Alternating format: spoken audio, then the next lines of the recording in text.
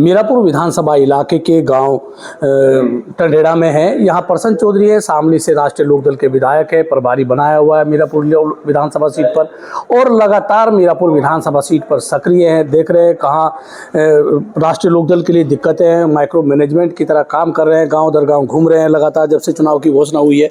प्रसन्न चौधरी जी, कैसे लग रहा है, क्या मुद्दे राष्ट्रीय लोकदल इस चुनाव में लेकर के आए हैं और क्या आपकी प्राथमिकता रहेगी इस चुनाव में?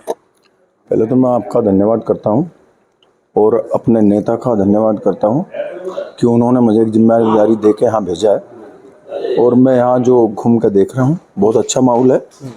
यहाँ आदरणीय चौधरी जैन सिंह जी के सिपाही हैं और स्वर्गीय चौधरी चरण सिंह जी के अनुयायी लोग हैं जो स्वर्गीय चौधरी चरण सिंह जी की विचारधारा को पसंद करते हैं। और मैं समझता हूँ कि जो उन्होंने यहाँ भाईचारा स्थापित किया था, जिसमें सभी जाति धर्म उन्होंने एक मोती की माला के तरह पिरोए थे, उसी आधार पर ये चुनाव आगे बढ़ रहा है। भाईचारे की आप बात करें, राष्ट्रीय लोकदल के सामने एक समस्या है क्योंकि राष्ट्रीय लोकदल ने हमेशा सबको जोड़ने का काम किया। अभी मुख्यमंत्री जी आए थे, एक भाषण दे के गए, जो मुस्लिम वोट छिटक रहा था, मैं अभी इस इलाके में था, तो वो वापस लौटता हुआ कादिराना की तरफ दिखाई दे रहा है। तो भाजपा के जो नेता, कई वीडियो भी ऐसी वायरल हुई, आप भी एक जगह थे, तो उससे बचना चाहिए राष्ट्रीय लोकदल को। अगर सब समाज को लेकर एक बात सुनो, आप यहाँ चुनाव नड़का लड़ रहा है और ये एरिया, ये पुश्तैनी सीट है राष्ट्रीय लोकदल की और ये एरिया यहाँ स्वर्गीय चौधरी चरण सिंह जी के अनुयायी लोग हैं। बिल्कुल, यहाँ ऐसा था नहीं, मैं बता रहा हूँ, जब मैं घूम रहा था कह सकते हैं, लेकिन जनता नहीं कह सकती। हमें हर बिरादरी का, हर धर्म का वोट मिल रहा है। मैं वही कह रहा हूँ, मैं घूम रहा था तो हर जगह हो रहा है। मैं मुस्लिमों में था तो वो लोग कहते थे नहीं, हम राष्ट्रीय लोकदल को वोट देंगे, राष्ट्रीय लोकदल के साथ हमारा बेहतर कनेक्शन है लोग। लेकिन अभी इस तरह की बयानबाजी से लगता है नुकसान होगा। नहीं, ऐसा कुछ नहीं है। हम एनडीए गठबंधन का हिस्सा है, लेकिन जो हमारी विचारधारा है वो स्वर्गीय चौधरी चरण सिंह जी की विचारधारा है। हम जाति में, धर्म में विश्वास न रख के, हमारी जाति किसान है और यहाँ इस क्षेत्र में सब लोग किसान हैं। इस क्षेत्र में यदि कोई घटना घटती है किसी किसान के साथ या किसी मजदूर के साथ, तो उसका दर्द को महसूस आदरणीय चौधरी जैन सिंह जी करते हैं और वो यहाँ के मुद्दे उठाते हैं। चाहे वो मोरना मिल का विस्तारीकरण की बात हो, चाहे वो शामली के जो पेमेंट की बात हो या गन्ने मूल्य की बात हो, वो हर मुद्दे को, हर भावना को पढ़कर यहाँ से उस मुद्दे को उठाते हैं। अभी मोरना शुगर मिल का आपने जिक्र किया, उसके विस्तारीकरण की बड़ी लंबे समय से मांग थी, लेकिन अब उसका स्वीकृति हो गई है। तो लगता है कि राष्ट्रीय लोकदल ने जो एक माहौल बनाया था, इसका विस्तारीकरण होना चाहिए, राष्ट्रीय लोकदल ने उसमें बड़ी जीत हासिल की। हाँ, आदरणीय चंदन चौहान जी ने बार बार उसे विधानसभा में उठाया, हम भी साथी थे। हम तो पेमेंट की बात कर रहे थे, वो विस्तारीकरण की बात कर रहा था। तो जब गठबंधन हो गया, आदरणीय चौधरी जैन सिंह जी सभी विधायकों को साथ लेकर के आदरणीय मुख्यमंत्री जी से मिले और पहला उनका काम यही था कि भाई मोरना मिल का विस्तारीकरण होना चाहिए। तो जो राष्ट्रीय लोकदल की बड़ी मांग थी मोरना शुगर मिल के विस्तारीकरण की, उसको जैन चौधरी ने सारे विधायकों को लेकर मुख्यमंत्री से करा लिया। बिल्कुल बिल्कुल करा लिया।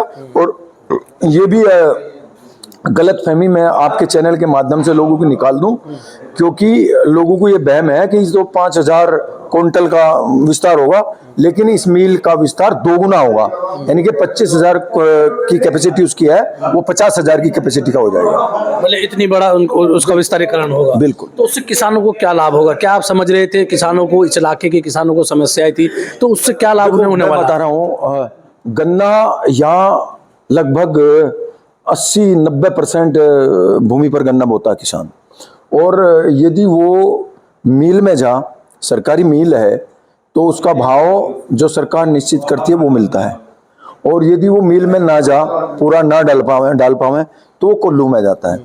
कुल्लू में भाव 200-250 का कुल रहता है, तो किसान नुकसान में जाता है। और जब उसकी कैपेसिटी बढ़ जाएगी तो जितना गन्ना किसान पैदा करेगा सारा का सारा मिल पे जाएगा, सारा उसे वही भाव मिलेगा जो सरकार ने निश्चित किया है। और पेमेंट सरकारी मिलों का बहुत बढ़िया है। राष्ट्रीय लोकदल का एक बड़ा मुद्दा किसानों का मूल्य बढ़ाना घोषणा है। शुगर मिल चालू हो चुकी हैं, लेकिन अभी तक गन्ना मूल्य घोषित नहीं हुआ है। उसके लिए राष्ट्रीय लोकदल, जैन चौधरी, आप किस तरह की एक रणनीति बनाएंगे कि गन्ना मूल्य जल्दी से जल्दी और जो किसानों को उसका लाभ मिल सके? देखो, राष्ट्रीय लोकदल हमेशा किसानों की बात, आवाज़ उठाता रहा है और ये मुद्दा भी हमारे एजेंडे में है कि गन्ने का मूल्य बढ़े, और उस पर आदरणीय चौधरी चरण जैन सिंह जी प्रयासरत हैं और आदरणीय मुख्यमंत्री जी के सामने भी बात रखी गई थी और सब लोग मिलकर ऐसे प्रयास कर रहे हैं जिससे चीनी और गन्ने का भाव बढ़े, चीनी का खपत बढ़े और यहाँ एथेनॉल का उत्पादन बढ़े, जिससे गन्ने का भाव बढ़ाया जा सके। उस प्रयास में लगे हुए हैं।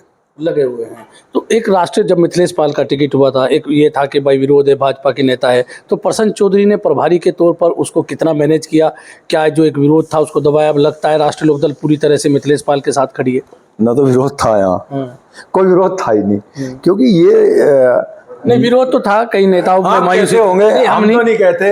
मैं तो जहां भी गया समर्थन मिला, सबने स्वर्गीय चौधरी चरण सिंह जी का विचारधारा को पसंद किया और आदरणीय मिथिलेश पाल उसी विचारधारा की है।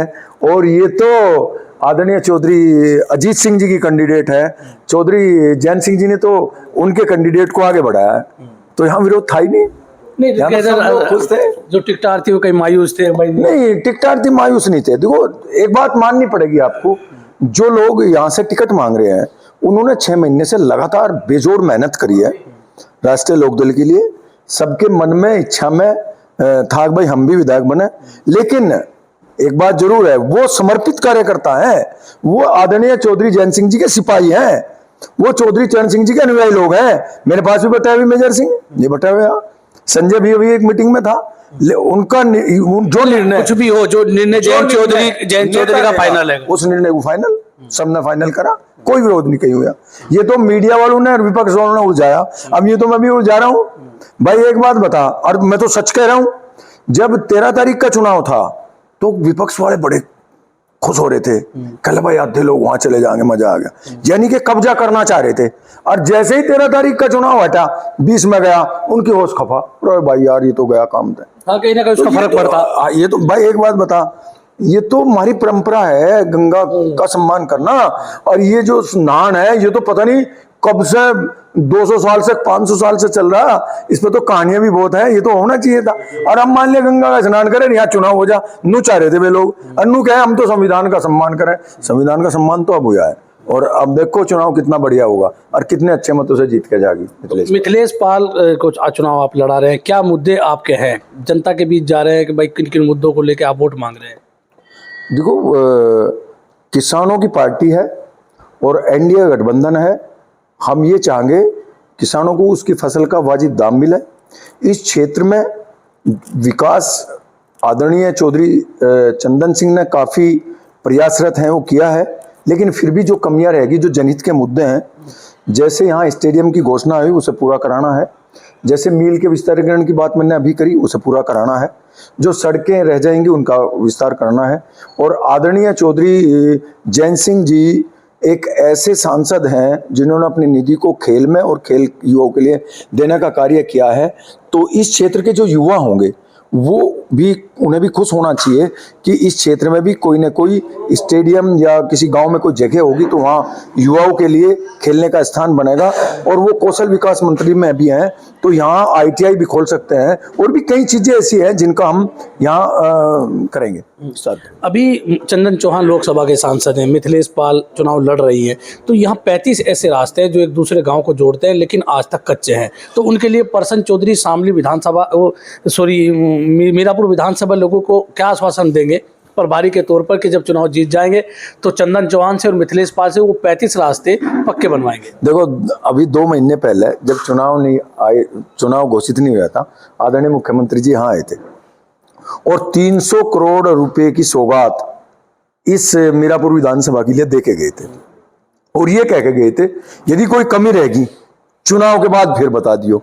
तो ये जो ऐसे रास्ते हैं, वैसे मुझे लग नहीं रहा, टंडेड़ा आया, इधर कुछ टंडेड़ा आया, मैं जटवाड़ा से, वहां से कोई से गांव से मुड़ा, पक्का रास्ता है। किसी गांव में भी कच्चा रास्ता नहीं, किसी गांव में भी एक BIT से सड़क आ रही है, वहां भी बहुत चौड़ी बन रही है। तो मुझे तो लगता नहीं कोई होगा तो उसे छोड़ देनी, पक्का कराओगे। ये प्रसन्न चौधरी का वादा मीरापुर के लोगों से 2.5 साल बच रहे हैं, 2.5 साल मिलेंगे हमारे विधायक को, पूरा काम होगा। और आदरणीय चंदन चौहान जी MP में भी कराएंगे।